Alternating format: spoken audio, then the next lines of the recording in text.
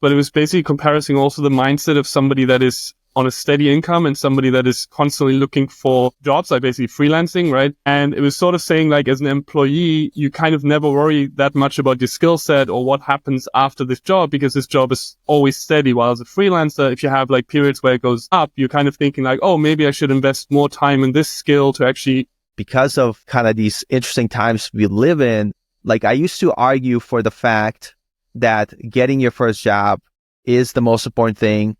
Yeah. Getting that experience makes sense. But now, like seeing like how some of these companies lay folks off and how there is no real job security outside of you being really good at your craft and being able to kind of bring value to companies to get hired, as like a fallback, like for myself, if I were to lose my job, like can I freelance like to make the difference? And obviously nothing is easy in life, but I'm realizing that we live in a world where you can't just say like, I'm going to have a job and I should probably have a skill. And freelancing, I think, is a good one, even though it's so difficult to learn. But I feel like for you not developing those entrepreneur skills to think like a freelancer, even if you don't go into it, it's almost like detrimental in today's society.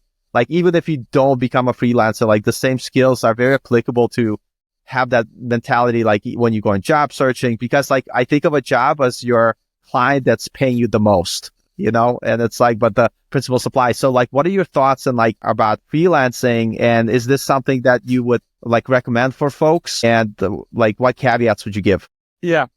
I mean, once again, great question. I think I once read something as well. I don't know from which book it was, but it was basically comparing also the mindset of somebody that is on a steady income and somebody that is constantly looking for jobs, like basically freelancing, right? And it was sort of saying like, as an employee, you kind of never worry that much about your skill set or what happens after this job, because this job is always steady. While as a freelancer, if you have like periods where it goes up, you're kind of thinking like, oh, maybe I should invest more time in this skill to actually make even more money of that or get more job security, because there's obviously a niche that I can supply. But on the other hand, when it goes down and you suddenly don't get specific jobs anymore, maybe let's say I would have started as a data science freelancer, and then I realized like, wait, there's not that many jobs for me out there. Maybe then I would have transitioned to web dev, which is something as an employee wouldn't have done, right? So yeah, just this is one of the things I think you automatically do when instead of a monthly salary, you keep, you know, you basically have to write invoices, and sometimes you're going to write fewer invoices than other months. That was the first part.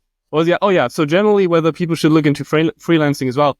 I mean, I love it. I think it's something that also has to do a little bit with mindset, because it can definitely be more stressful already with the reasons that I gave before, where you're the main person to deliver this and you don't really have protection from anything. You're also the one, if the production server is down, it doesn't matter whether you're sleeping right now or anything, you have to fix it and you have to find a way to fix it. And I think definitely like it can be more stressful. So it's not necessarily for everybody. I personally love it because already you start, I don't know, you just start thinking in different ways. The thing that I mentioned before with like constantly thinking like, oh, in which direction could I go? Or with you, for example, starting a YouTube channel, starting a Udemy channel, or creating a Udemy course and stuff like this, right? There's extra things that maybe as an employee wouldn't really do.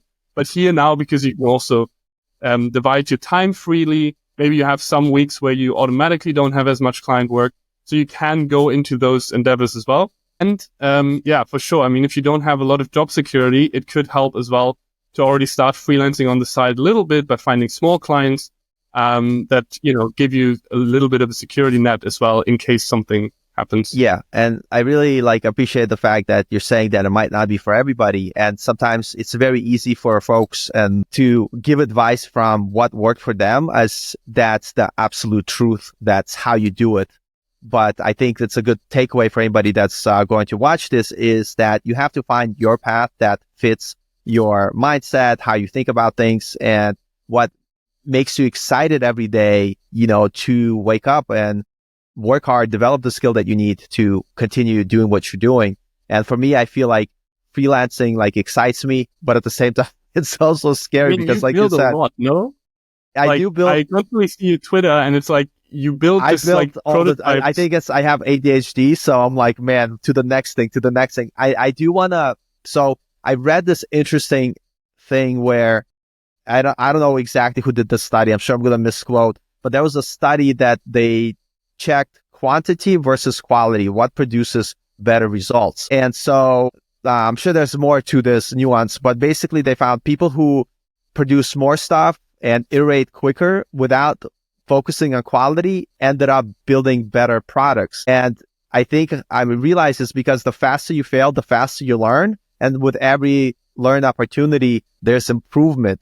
And so what I'm trying to push myself to do is to build as much as I can. And even if it doesn't turn into anything, it's like, oh, it's complete garbage. It's like, no, that was a learning opportunity that I took. And I now know one thing more than I did before taking out that project. So that process through fast failure and iteration is actually helping me to improve my development skills. And another thing I added to this recently is because as someone who started web development really late, I was able to catch myself when I found out that there's times where I build the same thing. It may just look like different. It's like, oh, it was a website for yoga teachers. That's a website for cats or what have you. But it's like, it's the same thing. Nothing wrong with that. Like you can have a systematic approach, especially if you're freelancing, to allow you to build websites quicker. But from learning standpoint, I was like, I should probably do one thing different with every project that leads me to kind of step out that comfort zone just a little bit. So I was actually going to say, being a freelancer,